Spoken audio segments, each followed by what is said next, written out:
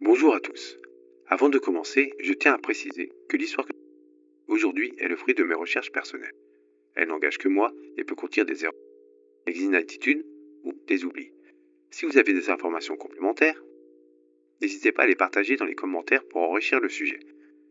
Mon objectif, une histoire extraordinaire avec vous, est de vous faire passer un bon moment. Merci de votre compréhension. Générique.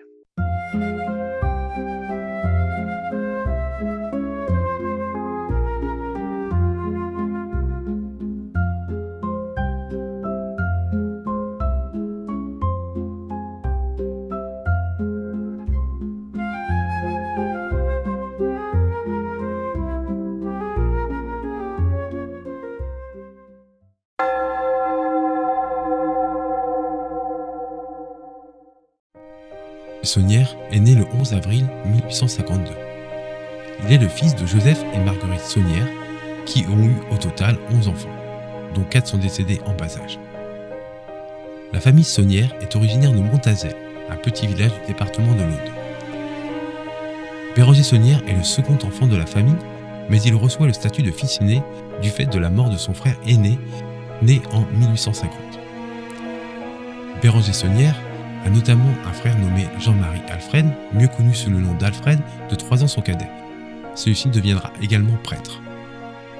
Béranger Saunière entre en 1874 au Grand Séminaire de Carcassonne. Ses connaissances et ses aptitudes lui permettent de rester un certain temps au Grand Séminaire en qualité de professeur. Il est ordonné prêtre le 1er juin 1879. Il est alors nommé à Halle-les-Bains pour une période de 3 ans. Puis sera nommé curé du village de Clas, une petite bourgade isolée de l'Aude. Il restera 3 ans avant de devenir professeur à Narbonne en quelques mois. Mais jugée trop indépendante, lui vaut d'être nommé à la paroisse de Rennes-le-Château, petite paroisse perdue dans la campagne ondoise.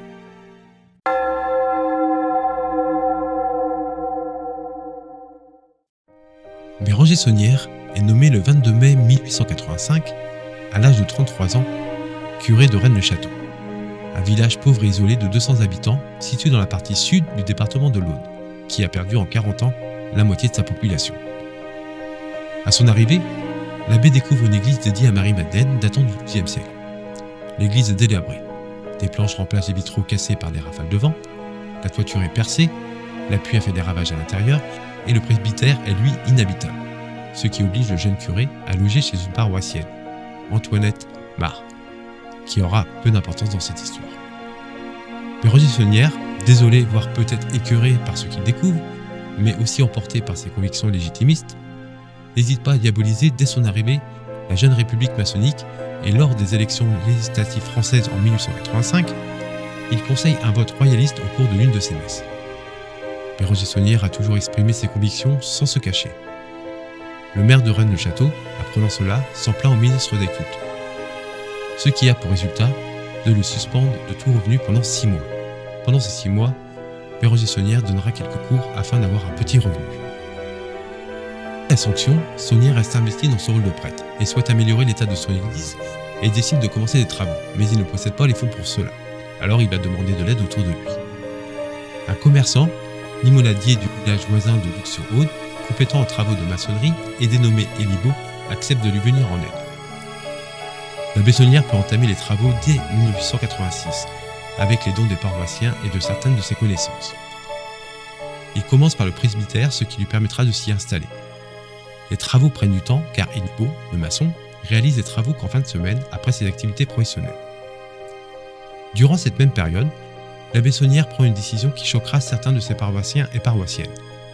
Le prêtre engage comme gouvernante une jeune servante de 18 ans, prénommée Marie Delerno. À l'époque, le droit de canon imposait un âge de 40 ans pour une telle fonction.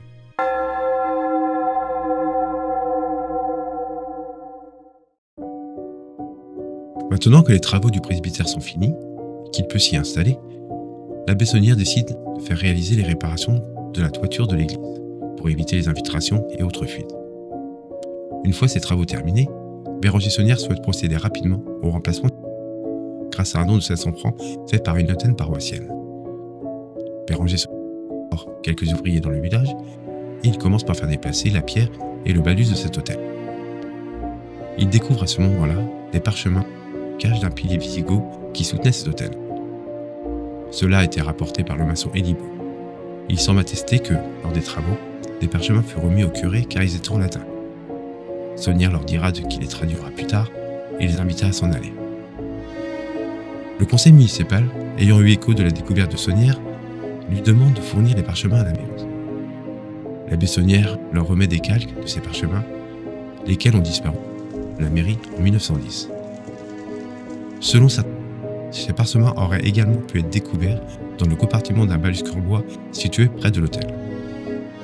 Quoi qu'il en soit la réalité des versions, aucun historien ne semble connaître exactement aujourd'hui le contenu de ces parchemins, leur auteur, ni leur époque. Après cette découverte, l'abbé Saunière reprend ses travaux et décide de se lancer dans l'aménagement de nouveaux vitraux pour l'église. Au cours de ses travaux, l'abbé Saunière procède à de nouvelles découvertes en 1891. Lors de la restauration du carrelage de la nef, pour procéder à l'installation d'une nouvelle chaire, les ouvriers déplacent une dalle posée au sol face au maître-autel. Ils la retournent avec l'aide de l'abbé et ont la surprise de découvrir qu'elle est sculptée sur la face qui était posée contre le sol. Il s'agit d'une dalle en grès. Le panneau de gauche représente un cavalier avec son cheval qui boit à l'auge, et le panneau de droite représente un cavalier tenant un javelot et un bouclier rond. Un ancien registre paroissial datant de 1726 mentionne bien la présence d'un tombeau à l'endroit. Ce tombeau serait la tombe des anciens seigneurs du château local, comme il était coutume dans de nombreuses provinces françaises sous l'Ancien Régime. Il a également été attesté que l'abbé Saunière a contribué à la découverte d'un crâne percé lors des fouilles sous la dalle des chevaliers. Ce même crâne, resté sur place, a été redécouvert par une équipe de chercheurs en 1956. Deux expertises, effectuées en 2009 et en 2014, ont dévoilé qu'il s'agit d'un crâne d'un homme de 50 ans décédé entre 1281 et 1396. Le déplacement de cette dalle ancienne fut à l'origine de nombreuses rumeurs, dont celle de l'éventuelle découverte d'un chaudron rempli de pièces d'or et d'objets cultes précieux. Trésors qui auraient pu être déposés à cet endroit pour être dissimulés. Le pilier où fut découvert les parchemins sera installé par l'abbé Saunière à l'extérieur de l'église et servira de piédestal à la statue de Notre-Dame de l'Eau. Pour des raisons inconnues, le pilier fut installé à l'envers. Après cette découverte, le train de vie et le comportement de l'abbé va changer radicalement et ouvrir le mystère du secret de l'abbé Saunière.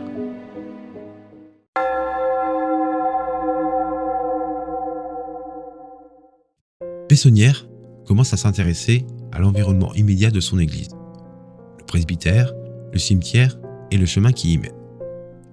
C'est également à ce moment-là que Marie Delarno s'installe à demeure avec la famille dans le presbytère.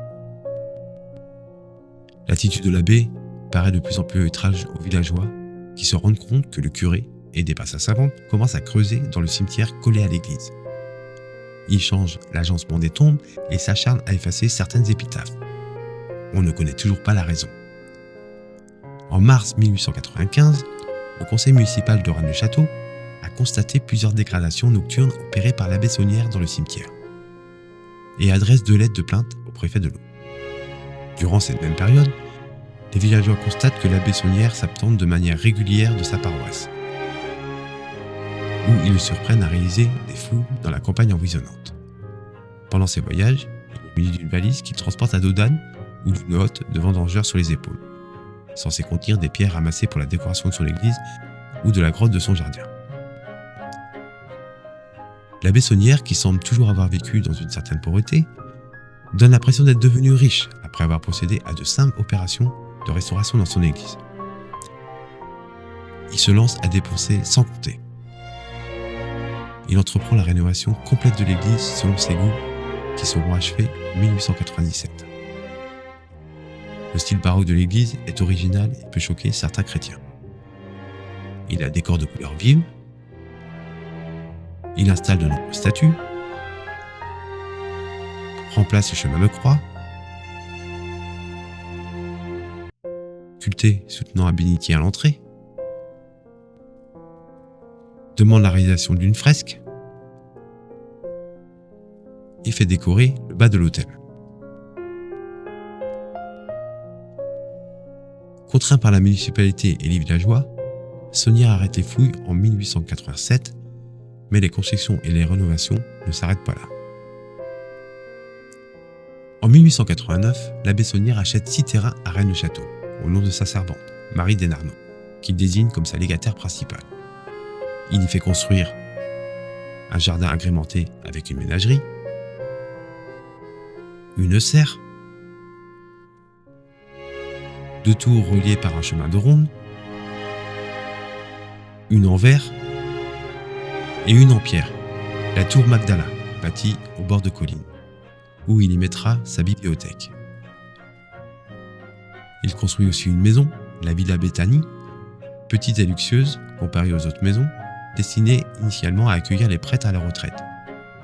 Mais Saunière, dit-on, y accueille de hautes personnalités leur offrant mets et alcools les plus raffinés. Si la villa sert à loger les invités, Saunière ne vit jamais ailleurs que dans son presbytère. Le luxe de l'abbé fait murmurer les villageois et grincer des dents, et l'évêque l'accuse de trafic de messe, ce qui ne sera jamais vraiment prouvé. Le train de vie de l'abbé, ses fréquentations, ses mystères interrogent beaucoup les villageois et ses supérieurs. Ils sont sujets à beaucoup de rumeurs, la découverte d'un trésor, de secrets catholiques ou autres. Mais Béranger Saunière reste très vague sur toutes ces découvertes et ses rentrées d'argent.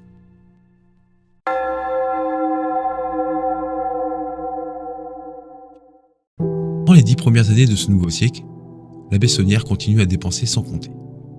Déjà sermonné par l'évêque dès 1901, mais sans conséquence, il reste sous pression quant à l'origine de ses ressources. Béranger Saunière explique que ses rentrées d'argent viennent de l'envoi de nombreux dons de bienfaiteurs anonymes, mais l'archevêque constate que ses livres de comptes sont truqués. Accusé de simonie, déplacé sur une autre paroisse en 1909, où il refuse de se rendre, et par conséquence, il finira par être suspendu en 1910. Un nouveau curé arrive à Rennes-le-Château pour le remplacer, mais Béranger Saunière continue malgré tout de donner des messes à 4 francs. Il fait appel à Rome pour sa suspension et sera rétabli en 1913 par le Vatican, puis définitivement interdit de messe en avril 1915 à la suite d'une nouvelle démarche de son évêque. Bon, toujours à Rennes-le-Château, Saunière, pourtant suspendu, continue à officier dans la Villa Béthania, grâce à une petite chapelle aménagée dans la véranda où la majorité des villageois pratiquants viennent le rejoindre, boudant les messes du nouveau curé. Quoi qu'il en soit, les rumeurs vont bon train sur le trésor de Saunière. Beaucoup étant tout à fait rationnels et impliquant une attitude frauduleuse, d'autres développant des hypothèses les plus farfelues. On le soupçonne de pillage de tombes, qu'il aurait reçu des dons pour son silence face à un complot royaliste, de trafic de messes à grande échelle. La joie part de mise en scène et d'absence d'informations de l'abbé Saunière sur la découverte d'un supposé trésor, de façon à brouiller les pistes et masquer l'origine douteuse de ses ressources.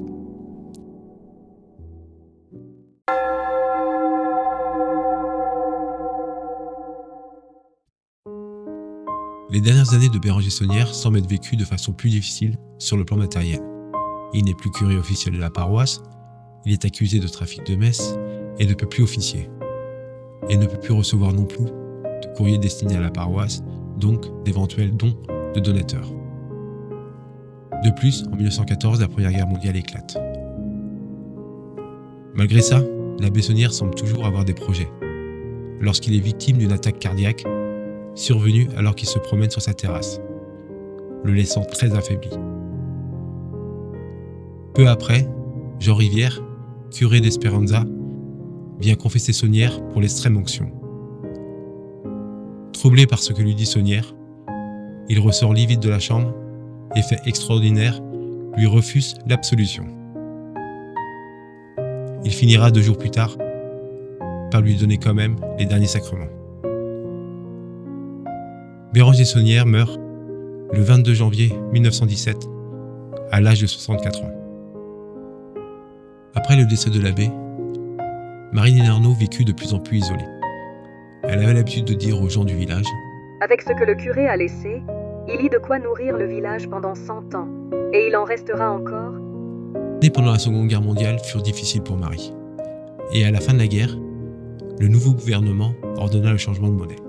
Et pour éviter de se justifier, on raconte que Marie brûla des liasses de billets dans son jardin. En 1946, Noël Corbu et sa femme, qui avaient entendu parler du domaine du prêtre, arrivent à Rennes-le-Château et commencent à se prendre d'affection pour Marie.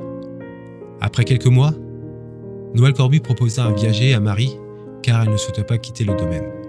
Marie accepta et ainsi, la famille Corbu s'installa à la Villa Betania, mais Marie préfère rester vive au presbytère. Une certaine complicité s'est créée entre Noël Corbu et Marie.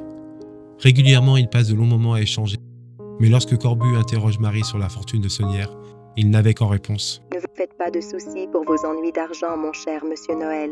Vous avez été bon avec moi, et avant de mourir, je vous révélerai un secret qui fera de vous quelqu'un de riche. Les gens d'ici marchent sur de l'or sans le savoir. vie. Marie finit par rejoindre la Villa Betania et sera considérée comme la grand-mère adoptive de la famille Corbu. Noël Corbu espéra jusqu'à la fin que Marie finisse par lui révéler son secret, mais cela n'arriva jamais. Marie décéda le 29 janvier 1953 à l'âge de 85 ans. Elle partira avec le secret de l'abbé sans jamais l'avoir trahi. Voilà, c'était l'histoire extraordinaire de Béranger Saunière de Rennes-le-Château. Je sais que les spécialistes du sujet diront que j'ai survolé, que je n'ai pas parlé des mystères, des théories, des indices, mais cela je le ferai dans une prochaine vidéo. Je voulais juste raconter l'histoire simplement. Vous pourrez trouver tous mes liens et toutes mes sources en description, donc n'hésitez pas à les voir et faire vos propres recherches et puis en discuter en commentaire. Merci d'avoir regardé cette première vidéo, même si je sais qu'elle n'est pas parfaite, que ce soit dans l'image ou dans la narration, mais je me promets de m'améliorer à chaque vidéo. Si vous avez aimé la vidéo, n'hésitez pas à liker et à mettre un petit pouce bleu, ça donne de la visibilité, puis ça permet de faire un petit peu grandir la chaîne. Il y aura régulièrement des vidéos postées sur cette chaîne, donc n'hésitez pas à vous abonner pour avoir une petite notif et être au courant.